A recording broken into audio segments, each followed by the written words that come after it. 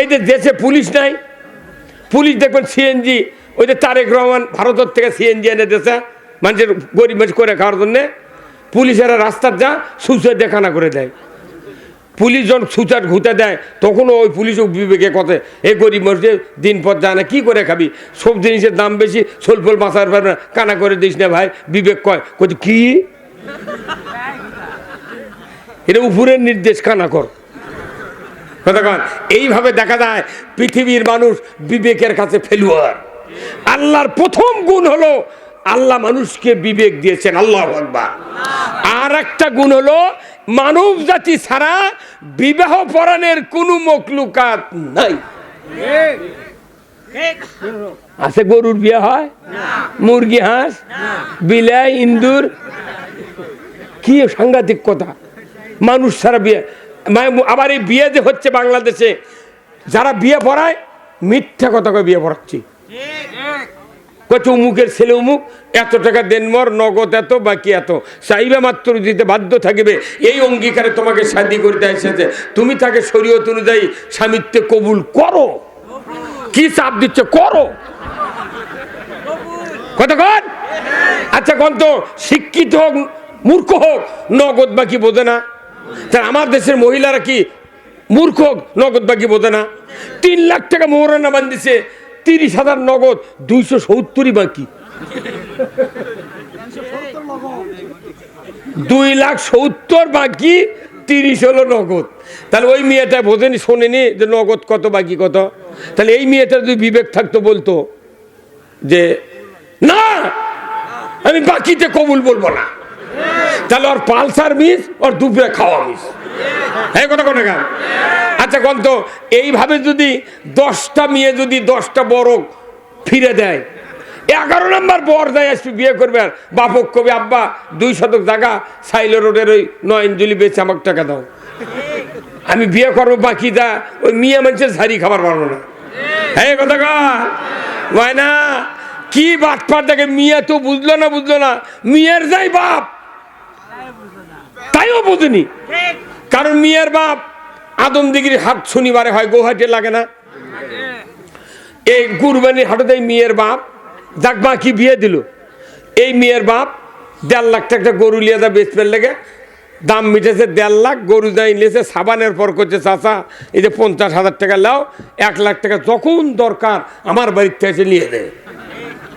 আর তুই মেয়ের বাপ কি গরু বাকি দিবি, একটা ভেড়ার খাসি, বকরি খাসি?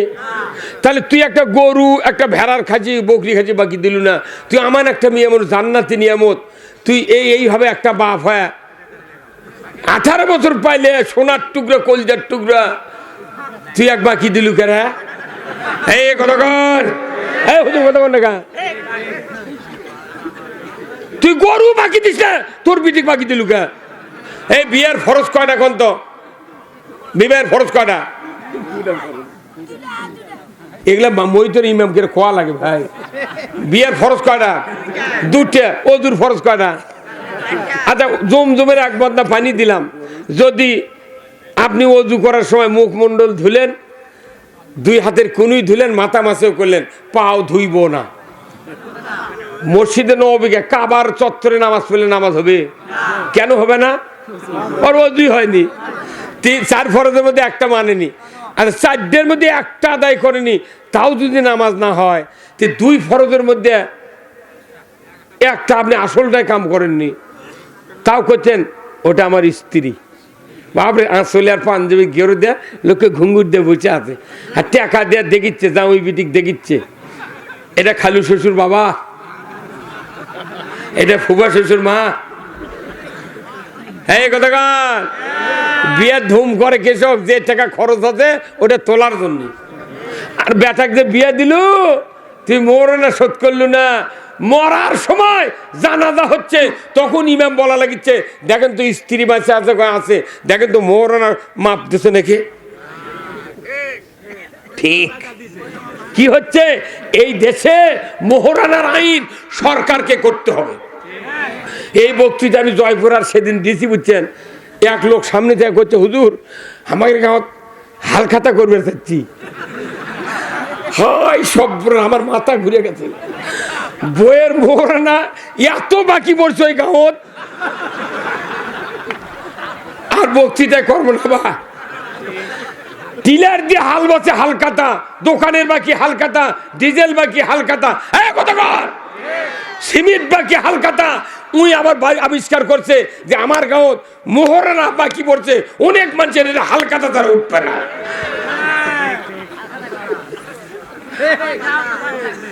আসল বক্তৃতা আপনি যে স্ত্রী বাকি এনে করে খাচ্ছেন, মোহরানা এখনো পরিশোধ করলেন না, কত ক্ষতি হলো। আল্লাহর নবী বলছেন যে ব্যক্তি মোহরানা পরিশোধ সম্পদের মাধ্যমে করলো না, আমার রসুল বলছেন কিয়ামতের ময়দানে ওই ব্যক্তি জানাগারের কাতারে উঠবে। আমাদের যাদের মোহরানা এখনো বাকি আছে, মন কয়া দেশে মন এখন শুনে করছে আরে বা তাই তো রে, কথা তো ঠিক। আর এই দেশের মা বোনের এত আলসে, দোকানদার বাকি দিলে তাও মাঝে মধ্যে চাস ভাই 300 টাকা বাবু দিবে না, আর ওটি একখানটি শুয়ে থাকে, কোনোদিন কয় না নইমের বাপ কথা কয়। এই যেমন পুরুষেরা করছে, আমাদের মধ্যে কাজে বাজাদার ওস্তাদ এই যুক্তিবাদী কথা কন। মুসলিম আমি, সৈনিক আমি, আমি চির রণবীর, আল্লাহকে ছাড়া কাউকে মানি না, নারাই তাকবীর। বীর মুসলমান ধরো আল কোরআন, ফিরায়া আনো সেই হারানো সম্মান। বীর মুসলমান নারাই তাকবীর, আল্লাহু আকবার, তুলো ধুনি ধরায়া রাখবার। বীর মুসলমান ধরো আল কোরআন, ফিরায়া আনো সেই হারানো সম্মান। বীর মুসলমান আমরা বীরের জাত। কোরআন বিজয় না থাকার কারণে প্রত্যেকটা আমল বাংলাদেশে ধূলিসাৎ হয়ে যাচ্ছে। বাংলাদেশে কোনো আল্লাহর আইন নাই, খালি দুটো আইন আছে, একটা হলো খাতনা করা, আর একটা হলো সূর্য ডুবলে ইফতার করা। এই দুটা ছাড়া কিছুই নাই। কতক্ষণ দেখা পাঞ্জাবি জুব্বা সব আছে, কিন্তু আল্লাহর আনুগত্য কেন নাই? এই ঔষধ আমি দেবো, শুনতে রাজি আছেন? এই ঔষধ কোথায় আছে?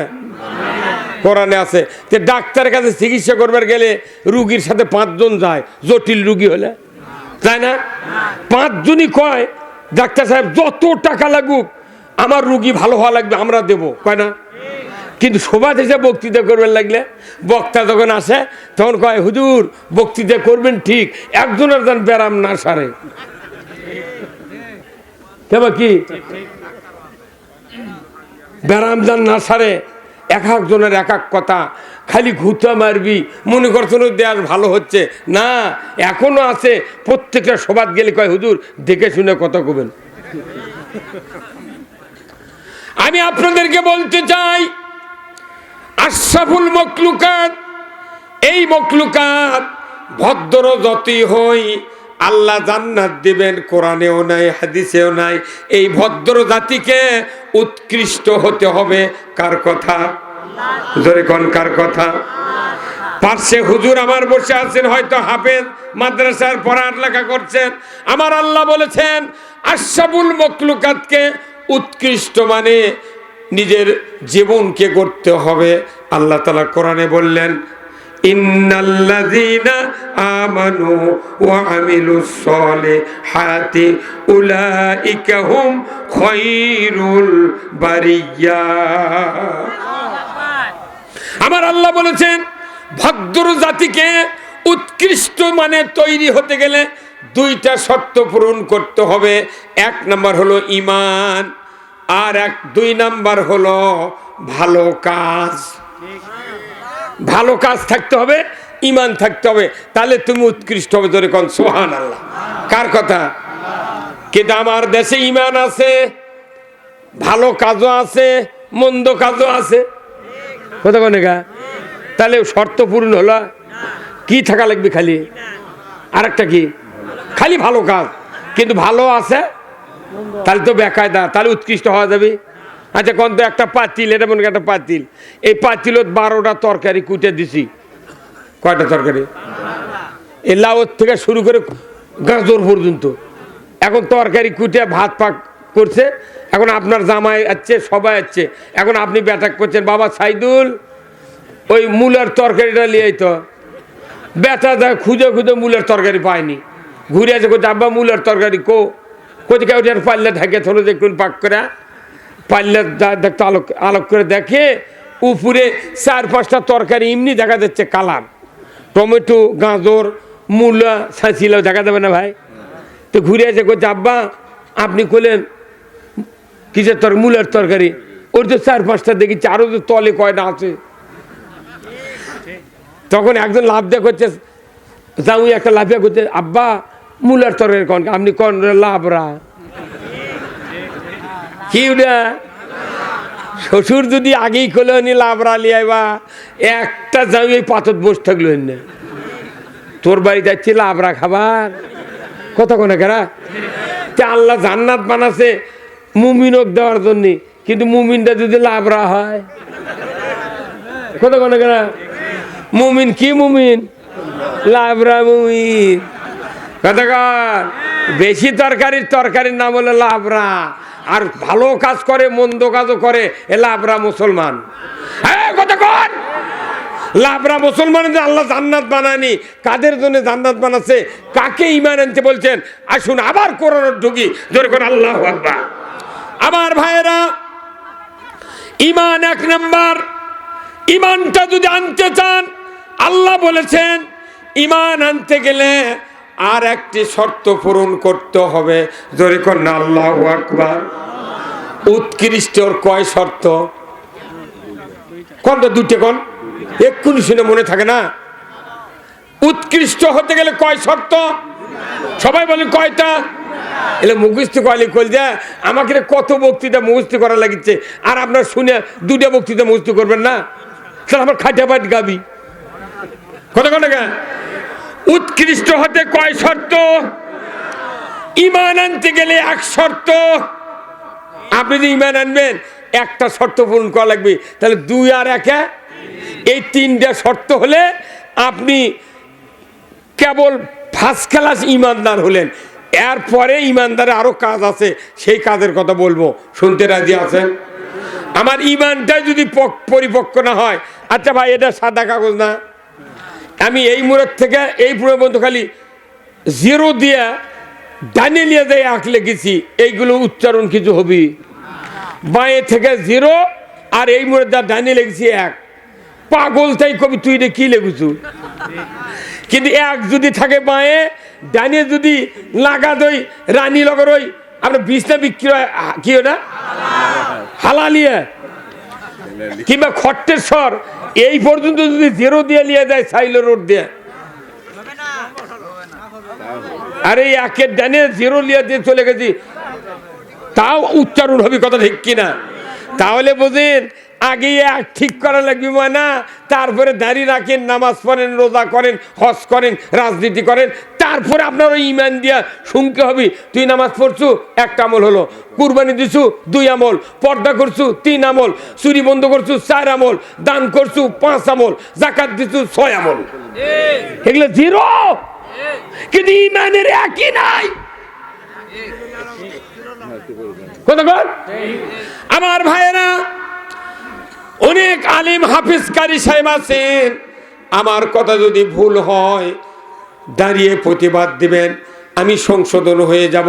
কিন্তু কোরআন পড়ার পর আপনার কোরআন মানার যদি চিন্তা চেতনা থাকতো, কোরআন বোঝার যদি চিন্তা চেতনা থাকতো, কোরআন বোঝার পর আপনার বেনার স্থবির থাকতো না, আপনি পাগলের মতো মানুষকে পৌঁছানোর জন্য দৌড়াদৌড়ি করে বলতেন, কথা ঠিক কিনা?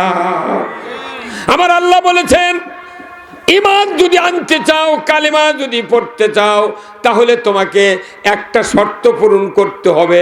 এই শর্ত পূরণ না করা পর্যন্ত পৃথিবীর জমিনে ইসলাম বিজয় হবে না। সেই শর্ত হলো আল্লাহ তাআলা কোরআনে বলছেন, ফামাই ইয়াকফুরু বিত্তাগুত ওয়া ইউমিন বিল্লাহ। আছে হুজুর? হ্যাঁ, এটা খালি যুক্তিবাদী পড়িছে না আর কেউ পড়িছে? ফামাই ইয়াকফুরু বিত্তাগুত, আগে তাগুতকে অস্বীকার করো, তারপরে ঈমান আনো। জোরে করে আল্লাহু আকবার।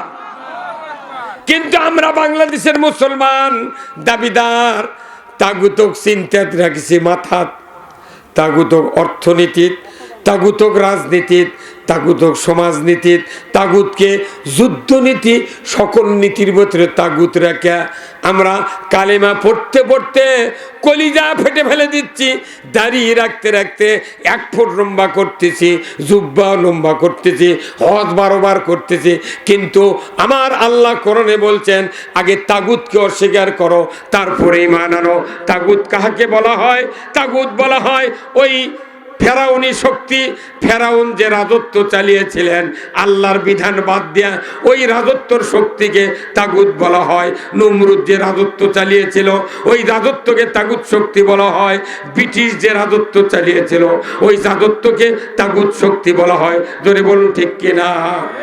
পাকিস্তান 24 বছর শাসন করেছে তাগুতি শক্তি দিয়া। বাংলাদেশ 54 বছরে শাসিত হচ্ছে।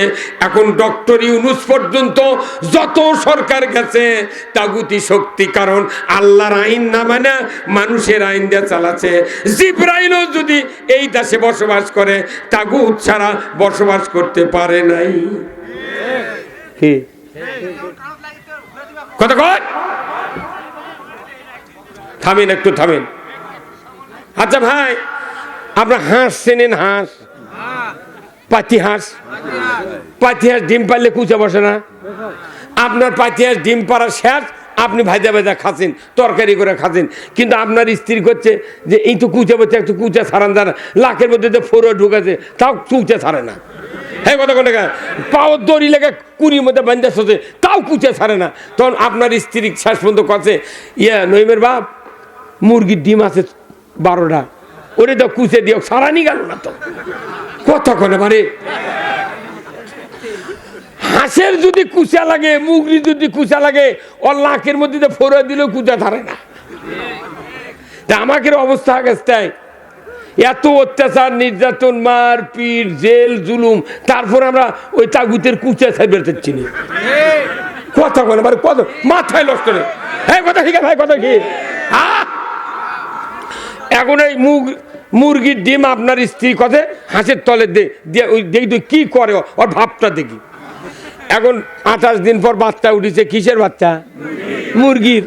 এখন আপনার স্ত্রী 2 দিন বাড়ির মধ্যে বান্ধা থছে, থোয়ার পর বাচ্চা একটু ঝরঝরা হচ্ছে, টোপাকোনা ছেড়ে দিচ্ছে। তখন ওই হাঁস মুরগির বাচ্চা এলে ঘুরতে ঘুরতে খোলাত গেছে, খোলাত যা দেখে যে একটা কুঁড়ি সাইডে। এখন এই হাঁস 28 দিন খোলাত বসতে গাও গরম হয়ে যায়নি, এই দৌড়ে নামিছে পানির মধ্যে। নামে এখন হাঁসের বাচ্চা, মুরগির বাচ্চাগুলো ডাকিচ্ছে কাল্লা ইঙ্গে করে, আয় মায়, ক্যাক ক্যাক করে না ভাই, কাল্লার দিকে ডাকিচ্ছে, করছে মায় বাবাই। তোর মুরগির বাচ্চা কাল্লা কোন ভার্সিটির পড়াছে রে, কোন বিশ্ববিদ্যালয়ের ছাত্র, কোন মুক্তি রে মুরগির বাচ্চা। মুরগির বাচ্চা তখন আর একজন করছে, কে ভাই উইদের ডাকিচ্ছে, যাওয়া যাবি? কথা কনে পারে। তখন মুগরির ওরে যাই মোরগ, মোরগ হবি, তার কোনো বুদ্ধি বেশি, মোরগ বাচ্চার বুদ্ধি বেশি।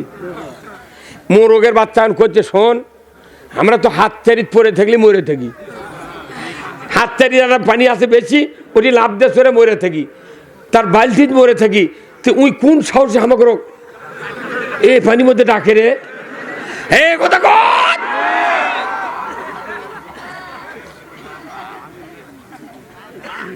কে বেনে ধরিচ্ছে? কোন সাহসে ডাকে রে?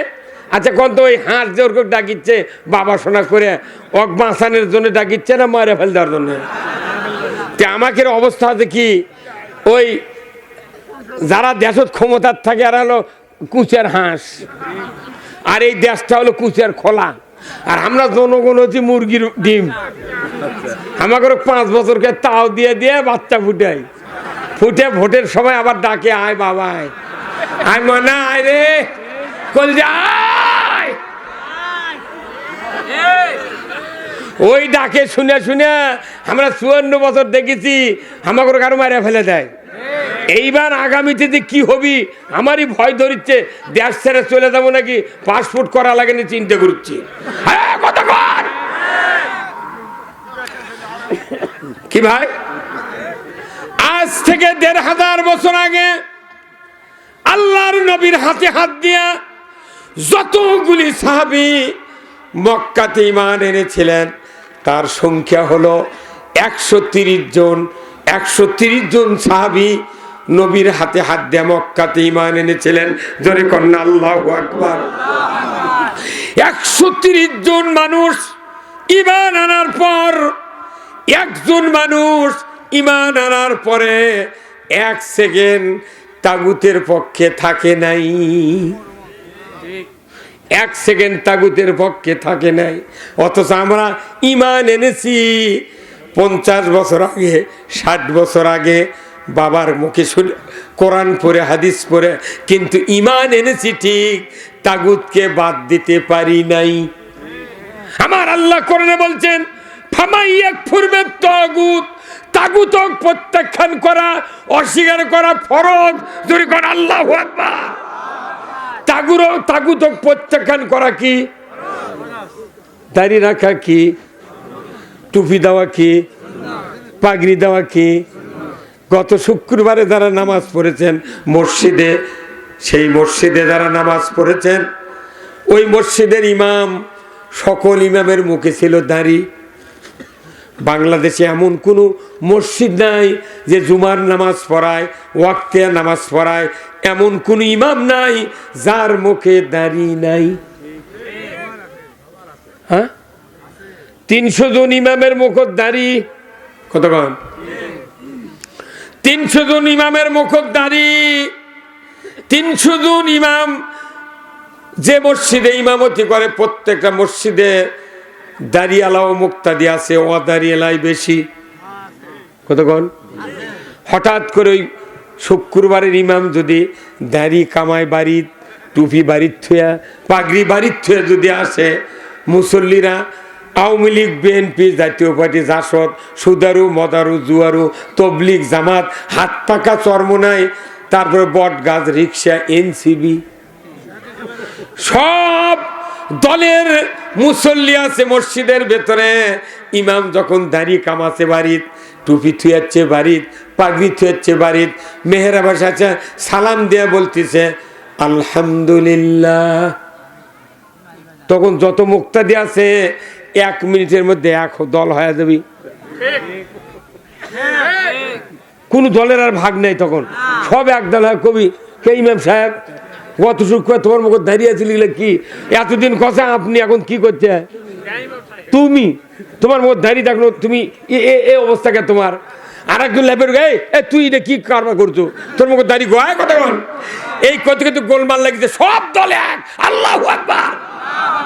এখন মোতাল্লি আসিচ্ছে বাড়ির থেকে, আচ্ছা দেখে যে মসজিদের মধ্যে গোলমাল, মোতাল্লি কোন দরদাত করছে, এই তোমরা গোলমাল করো ইমামের সাথে, কি হতে? তখন ইমামের যে অবস্থা, তখন মুক্তাদিরা মোতাল্লিক কবি যে চাচা তুমি ইমামক দেখো, আর কোন বর্ণনা দেওয়া লাগবে? বর্ণনা কি? ইমামক। তো ইমামের দিকে মোতাল্লি তাকিয়ে দেখে যে ওর সপ্পান সপ্পা, মাথার টুপি নাই, মাথার পাগড়ি নাই। তখন মোতাল্লি কবি আরে দেখিস কি রে, ও ঘাড় ধরে বার করে দে। কতক্ষণ? টুপি দেওয়া সুন্নাত, পাগড়ি দেওয়া সুন্নাত, দাঁড়িয়ে রাখা সুন্নাত। আর আমার আল্লাহ বললেন তাগুতকে অস্বীকার করা ফরজ। যেটা ফরজ সেটা বাদ দিয়া সুন্নত লিয়া মারামারি। বাংলাদেশের মানুষ নয়, তাম পৃথিবীর ইতিহাস আমরা পড়ি, যেখানে যেখানে ইসলাম বিজয় হয়েছে ওই জায়গাত মানুষগুলি আগে তাগুতকে অস্বীকার করেছে, তারপরে কালেমা পড়েছে। কোন একদিন এদেশের আকাশে কলেমার পতাকা দুলবে, সেদিন সবাই খোদাই বিধান পেয়ে দুঃখ বেদনা ভুলবে। কথা ঠিক কিনা? পুরা কোরআন হাদিসের একবার ফাইনাল বক্তৃতা হলো, দেশে যদি কালেমার পতাকা বিজয় হয় তবেই মানুষের দুঃখ বেদনা যাবে। এর আগে কিয়ামত পর্যন্ত জিবরাইলও যদি সরকার হয় কোনোদিন দুঃখ বেদনা যাইবে না, যাইবে না, যাইবে না। লেকচার শেষ, 2 টাকা 2 টাকা 2 টাকা। গুমরাতের হালত কয় না ভাই? এই কথা কন মিয়া, এত পাতারে বক্তৃতা দেওয়া লাগবে। আপনি মরবেন, আপনার কোনো সমস্যা হলে আল্লাহ সেটা দেখবে। আমাকে তাগুতকে অস্বীকার করতে হবে। তোর বলতে কেনা তাগুতের দ্বারা নবীরা শান্তি পায় না, ফেরাউন শান্তি পেতে দেয় নাই মুসাকে। এত টাইমে 3 জন নবী ছিল, মুসা আলাইহিস সালাম, হারুন আলাইহিস সালাম, সালেহ আলাইহিস সালাম। এই কথা বল, সূরা ইয়াসিন পড়ে দেখবেন 3 জন নবী এত টাইমে ফেরাউনের কাছে আসছে। ফেরাউনক দাওয়াত দিয়েছে লা ইলাহা ইল্লাল্লাহু মুসা কালিমুল্লাহ। তখন ফেরাউন কথা, তোরা 3 জনই মিথ্যাবাদী। নবী মিথ্যাবাদী কছে রে, নবী পিটিছে। কতক্ষণ? একদিনে বনি ইসরায়েল জামানার 43 জন নবীকে কতল করছে একদিনে বনি ইসরায়েল জামানার। এগুলো ইতিহাস জানেন? এই আমাদের বাংলাদেশে, এই বাংলাদেশ নাই, ভারত উপমহাদেশে যখন চাইনাও পুরো ভূখণ্ড নিয়ে এই পৃথিবী একটা অংশ যখন শাসন করেছে, তার নাম হলো চেঙ্গিস খান। এই নাম শুনলেন আপনি? চটি পরে এগুলো লাগিনি আমরা। চেঙ্গিস খান নামে একটা সরকার ছিল, এ ইসলাম বিরোধী ছিল, লক্ষ লক্ষ মুসলমান হত্যা করছে। চেঙ্গিস খান সর্বশেষ মানুষের যন্ত্রণা দিয়েছে। ইমানদার কি করে? 2টা গাছে